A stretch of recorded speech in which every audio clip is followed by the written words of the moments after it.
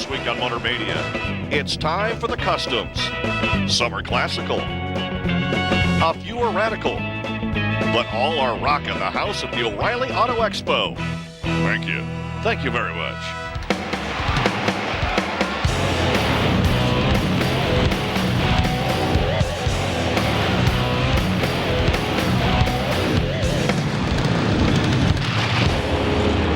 Welcome to the O'Reilly Auto Parts Auto Expo here at the Bristol Motor Speedway and Bristol Dragway in Bristol, Tennessee. Today, the Comp Cams Custom Class. Now, here's Rick Carlson. If you're going to customize a vehicle, not everybody starts with a 1977 MGB. This one was a son's car. It's been in the family since 1980, so they're getting close to 25 or 26 years with this machine in the family. The 77 MGB has been through a few changes. Earl and Mary Lou Brotherton have taken out the original four-cylinder, and now it's a 4.3-liter Chevrolet V6. It has a 6-speed out of a Camaro. It's a Camaro rear end that's narrowed. It handles, the engine is just about the same weight as the original engine, a little suspension work, and it handles amazingly well. The interior, the Tremac shifter on it for that 6-speed transmission. The gauges still stay original. The leather interior, very well done, very smooth, very clean. The top itself, a nice black cloth top.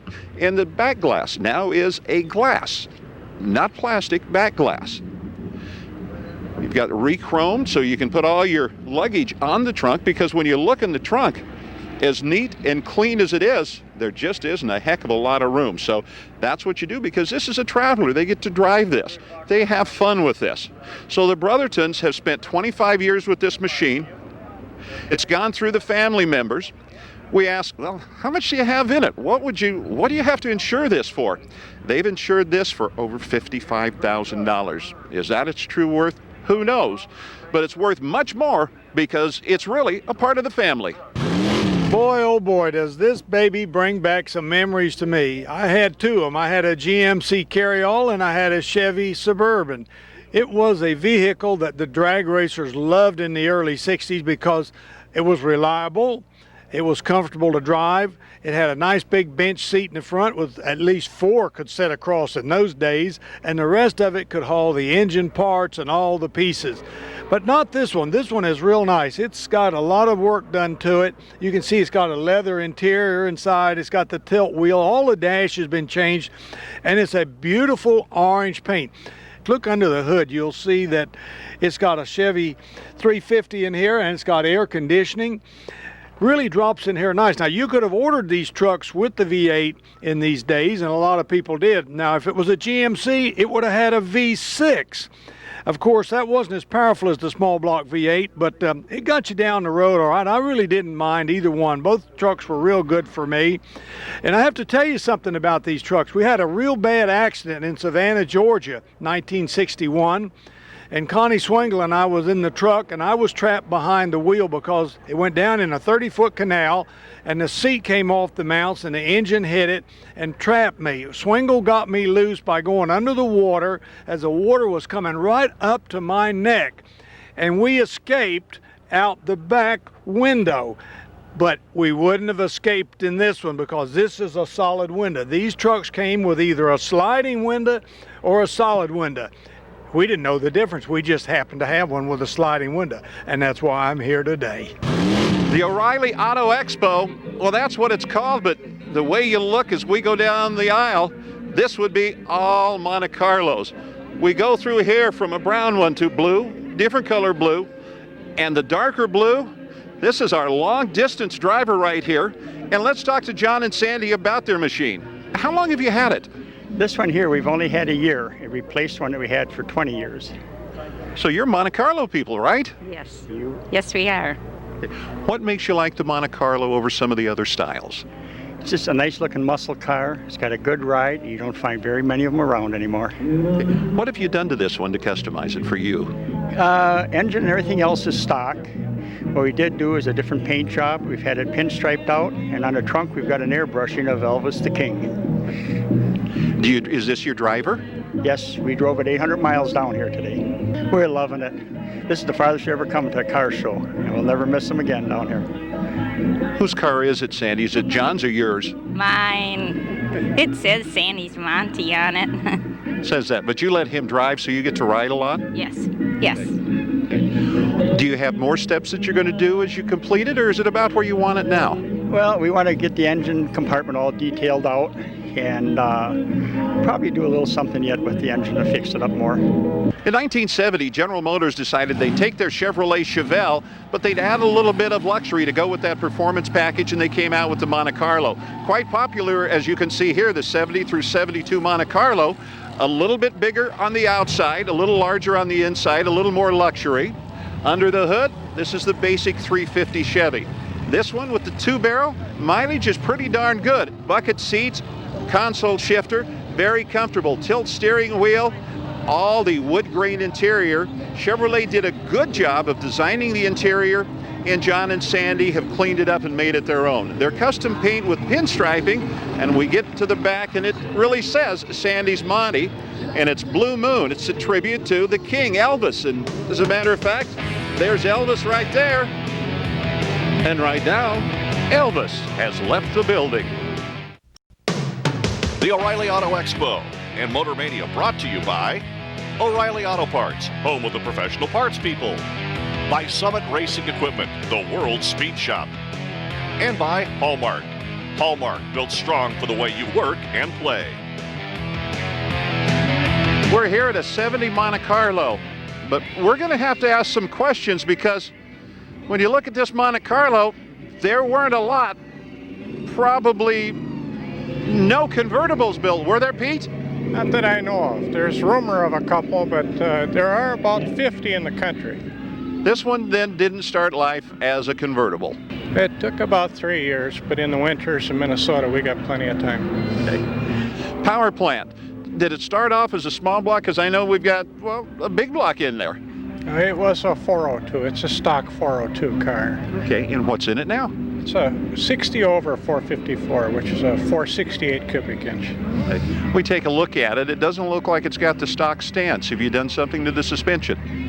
There's quite a bit of spring work done in the front end, and then I went into some larger sway bars, and it worked a lot better with no rear sway bars, so I did remove that one. The rear suspension is all done in tubular mounts, so it's good and stout. My future plans would be I fell in love with a supercharged intercooled injected motor down in Florida that I saw, and I think I'm going to do that with this. So I did set up the engine for a supercharger. And a convertible top that they did the right way again. No plastic on the back windshield. That is glass. That is a glass windshield, and one of those things that helps to support. It doesn't flop as much in the breeze, and we're during those cold Minnesota winters, that doesn't crack like plastic does. Pete calls it cut up. Well, he cut the top off, and it's a Monte Carlo convertible. You don't see many of these lead sled customs anymore because, well, they don't use lead much anymore, and these Mercuries are getting kind of rare. This is a 1951 French headlight, bumperettes removed, DeSoto grill. And the only thing that's a little different in the old days, that'd have been a flathead Mercury in there with 3 carburetors on it. But, you know, they weren't as reliable as the Chevy small block, and this makes a really nice driver. And, you know, they probably got an automatic transmission behind it. And I just wonder if the guy built this himself or did he buy it like it is? I changed the motor in it. I had the motor rebuilt. It's bored 30 over a little RV cam. Got a 700 tranny in it, and I got a Monte Carlo rear end, but I'm going to change that to a disc brake rear end. And I've done some interior work. I didn't chop it. It was already chopped, about 5.5 inches. And it's got real lead in the fenders because I had the whole front end dipped, and that's where I found the lead in it.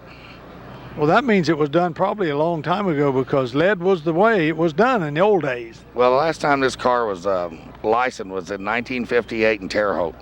The lake pipes are on there, the door handles have been removed, and the old moon sticker, which you can still get them. But the thing that I liked about this car was this tail light. This Oldsmobile tail light, that's a hard job to put this. This is an Oldsmobile fender been molded onto the Mercury fender, and then this piece down here also. That's a hard job to do that. Takes a lot of lead, a lot of welding, and a lot of expertise. And those body men that do that kind of work are getting rare and further between. So Rick's lucky to have a car that was done back in the days when they actually used lead. It wasn't as efficient as fiberglass, because fiberglass, number one, doesn't have any acid, number two, doesn't weigh anything. So it actually does a better job, but doesn't have the nostalgia of lead. 1962 is the year, bright red, it's a Corvette.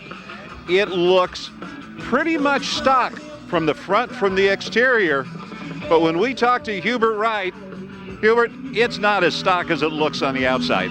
No, sir. The outside is about stock, but the suspension, other than the chassis, we have changed. The front end does have rack and pinion steering and the coilover springs. The rear end, we have the coilover springs with a 4-bar link that makes it ride and drive much better than it did in 1962. So is this a driver at times? Yes, sir. We do drive it on the street. Okay. What did you do for the power plant? I know it's not that original 327. No, it's got a ZZ4 350 cubic inch with a Street and Performance fuel injection unit on top, backed by a Tremec 5-speed transmission. This rear suspension, as you change the suspension, is it tubbed, wider tires and wheels in there? It is tubbed. It does have a narrowed with a forward 9-inch rear end with the coilover spring, so it was mini tubbed. We couldn't tub it much because of the gas tank and the top that folds down in there. Now, the other question, because people want to know, if you had to guess and somebody came up and said, I want to buy that, where would you put the price tag? $180,000. And your wife would let you sell it for that? I hope so. I'm not telling her that that's how much I've got in it. All I can say is the Wrights did their 62 Corvette right. Coming up, we've got more cars and also high-flying Team FMX stunt bikes. Stay tuned. Welcome back to Bristol, Tennessee, and our coverage of the Comp Cams Custom Class at the O'Reilly Auto Parts Auto Expo. Now, here's Big Daddy Don Garlitz. Well, you know how I am partial to 55 Chevrolets, and here is a really nice one. And what a beautiful blue paint job on it. And it's a custom, so it's probably got quite a few changes have been made to it, but the external appearance is still that classic 55 Chevy. Took the body completely off the frame, and the frame has all been boxed and painted base color and clear coated. It's one solid piece and has 2 beret arms with coilover front shunks, posy rear relief spring. And when I bought this particular car, it was located in a barn, had not been tagged since 1972, and the transmission and engine had been taken out of it and some body modifications done. So, what engine and transmission did you end up using? It has a Chevy crate engine, a ZZ4, which is 350 and 355 horsepower. It has tune port fuel injection from Street and Performance in California, and runs about 380 horsepower. Tell me about the color. It's a beautiful blue and pearl. Yes, it's. I worked actually for about a year to find the color that I wanted. It's a '98 Audi color called Santorian Blue Mica, and a pearl white pearlescent top and trunk.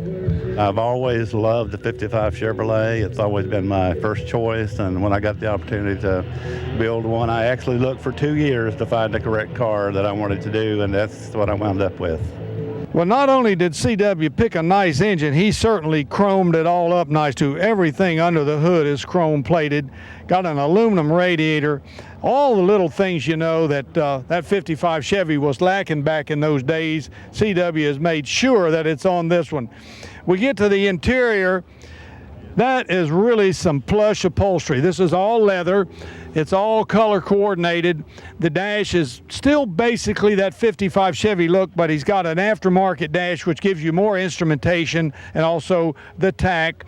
And I'll tell you, one beautiful 55.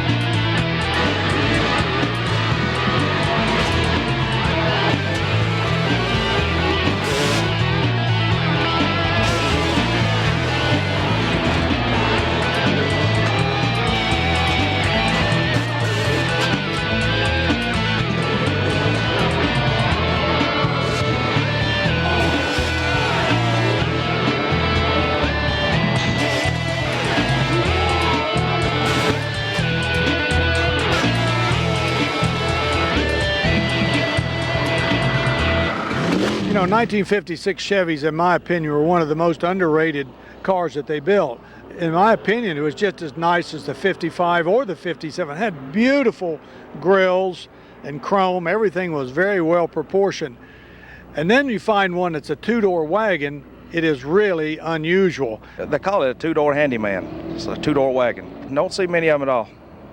And where did you find this one? Was it like this, or did you fix it? No, I bought it just like it is. I bought it from a guy in Greenville, South Carolina. What engine's in it? It's a 2002 LS1 Corvette engine. And the tranny? It's a 4L60E, and the rear end is it's out of a Trans Am, 323 gears. Okay, so it doesn't have the stock Chevy rear or nothing. All the drivetrain is the high-powered stuff. Oh yeah, everything's a late model. And the interior? It's leather, all leather interior. It's got air conditioning, four-wheel disc brakes. The car's got all the stuff the new car's got. Has it been lowered? Yeah, it's lowered probably 2 inches. Well, Sean said he might sell this car, but I don't know why he would. You don't find them like this very often. The paint is just flawless. And looking inside, you see that leather interior. That is really super. They left the bench seat in there. I really like that. That way you can put a couple of people sitting right across. But you know, I always thought they were what they called sedan deliveries, but two-door wagon, he says that's what it is. Unusual piece of glass. This is very special. Curves right around. Really makes the car classic. And of course, it's got the big tailgate on the back. Opens up. A very functional car. You know, you could use them to do a lot of hauling and very good around the house. You know, you're always needing a pickup truck, but you don't want something to be in the rain. This is what they were actually sold for, but not this one. This has ended up a classic car in a custom make. You know, the special engine, everything in it. That thing probably really gets down the road with that Corvette engine. The O'Reilly Auto Expo and Motor Mania brought to you by O'Reilly Auto Parts, home of the professional parts people. By Summit Racing Equipment, the world's speed shop. And by Hallmark. Hallmark, built strong for the way you work and play. You know, I've never seen an intake manifold like this one, and I wonder where you'd buy something like that. It's so unusual. It looks like it's been made to a regular manifold. 71 Valiant on a little 340 engine. How about that strange intake manifold? Where do you buy them from? You don't. You make them at home. Make them at home? Make them at home, in the garage. George, you got a really nice little Valiant here. What kind of shape was it in when you found it? It was all original in perfect shape. I mean, no rust or nothing. What engine was in it when you found it? 225 slant 6, 6-cylinder. And an automatic? Yeah, automatic transmission. And I see you got aluminum Edelbrock heads on it? Yeah, it's Edelbrock heads. It's like I said, it's a 71 motor with it's bored 40 over, got a 292 509 cam. It's a pretty stout little motor. How about the wheels and tires? They're American Racing wheels, Hopster wheels. They're 17 by 10s and 17 by 7s. What about the hood? It doesn't have a hood on it. What's happening there? We're working on the hood. We're having to customize it so it'll fit the intake. When you stick the carburetors up, you got to make the hood fit. Well, you can tell that George is very interested in his power because a lot of stuff on this engine. He's done lots of work. It's got the real nice headers. You can see them. It's got all of the special pressure controls for the carburetors, and he built the manifold himself. They say you don't buy them, you got to build them.